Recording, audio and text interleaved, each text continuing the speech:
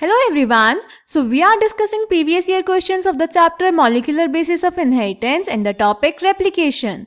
In today's session we are going to discuss a question which was asked in the CBSE board in different years in different forms. So the first type is long answer type question for 5 marks which was asked in the CBSE board All India Examination 2016.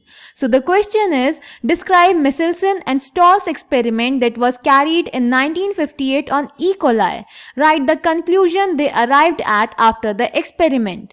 The next type is long answer type question for 5 marks which was asked in the CBSE board for an examination 2014. So the question is describe Michelson and Stall's experiment and write the conclusion they arrived at. Then next type is short answer type question for 3 marks which was asked in the CBSE board 2020. So the question is describe the experiment where Matthew Michelson and Franklin Stall used heavy isotope of nitrogen. The next type is short answer type question for 3 marks which was asked in the CBSE board Delhi examination 2016 and the question is describe the experiment that helped demonstrate the semi-conservative mode of DNA replication. The next type is short answer type question for 3 marks which was asked in the CBSE board for an examination 2015. So the question is how was a heavy isotope of nitrogen used to provide experimental evidence to semi-conservative mode of DNA replication. The next type is short answer type question for 3 marks which was asked in the CBSE board All India Examination 2015. So the question is describe Michelson and Stall's experiment to prove that the DNA replication is semi-conservative. तो बेटा इन सब questions में हमें basically Matthew Michelson and Franklin Stoll का explain एक्सप्लेन करना है और बताना है कि उन्होंने कैसे प्रूव किया था कि डीएनए रेप्लिकेशन एक सेमी कंजर्वेटिव प्रोसेस है. So let's check the answer. तो बेटा मिचेल्सन एंड स्टॉल ने ई कोलाई बैक्टीरिया को NH4Cl में ग्रो करवाया.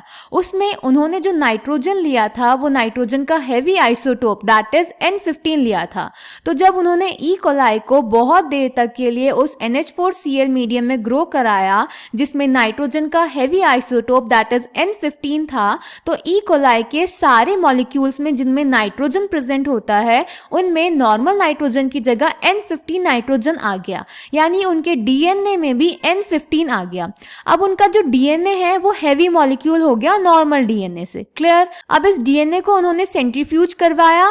जब उन्होंने सेंट्रीफ्यूज करवाया तो जो N15 था वो पूरा नीचे सेटल डाउन हो गया क्योंकि एक हेवी आइसोटोप है. उसके बाद इन्होंने इस ई कोलाई को एक जनरेशन के लिए नॉर्मल NH4Cl में ग्रो कराया, यानी यहाँ पे जो नाइट्रोजन था उसके पास N14 आइसोटोप ही था.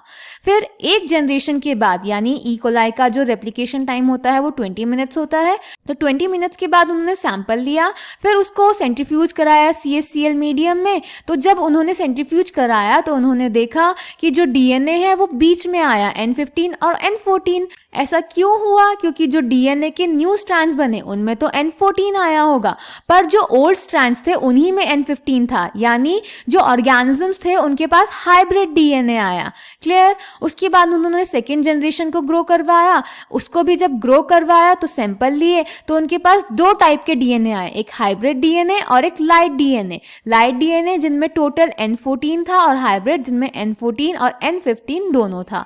तो जो N15 यानी हैवी मॉलिक्यूल्स थे वो नीचे सेटल डाउन हो गए और जो लाइट डीएनए था वो ऊपर रहा. तो इस तरह से उन्होंने प्रूव कर दिया कि जो डीएनए का रेप्लिकेशन होता है वो सेमी कंजर्वेटिव होता है, क्योंकि हर रेप्लिकेशन के बाद एक स्ट्रैंड जो था वो नॉर्मल आ रहा था और एक स्ट्रैंड पुराना वाला यानी हेवी N15 आइसोटोप वाला आ रहा था. अब ये N15 आइसोटोप तभी आ सकता है जब एक स्ट्रैंड पेरेंटल स्ट्रैंड हो और एक स्ट्रैंड नया स्ट्रैंड हो, तभी N14 डीएनए आएगा.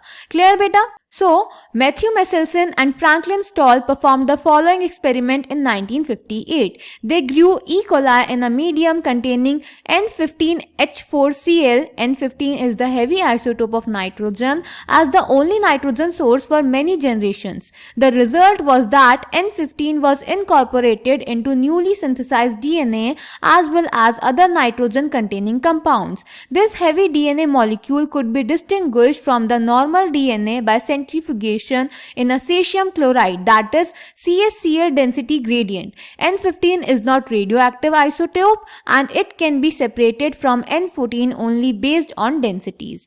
Then they transferred the cells into a medium with normal N14H4Cl and took samples at various definite time intervals as the cells multiplied and extracted the DNA that remained as double-stranded helices. The various samples were separated independently on CaCl gradients to measure the densities of DNA. Thus, the DNA that was extracted from the culture one generation after the transfer from N15 to N14 medium, that is after 20 minutes, E. coli divides in 20 minutes, had a hybrid or intermediate density. DNA extracted from the culture after another generation, that is after 40 minutes, second generation, was composed of equal amounts of this hybrid DNA and of light DNA. It is now proven that DNA replicates semi-conservatively. And this is the diagram of Michelson and Stolz experiment. So I hope this question is clear to you. Thank you.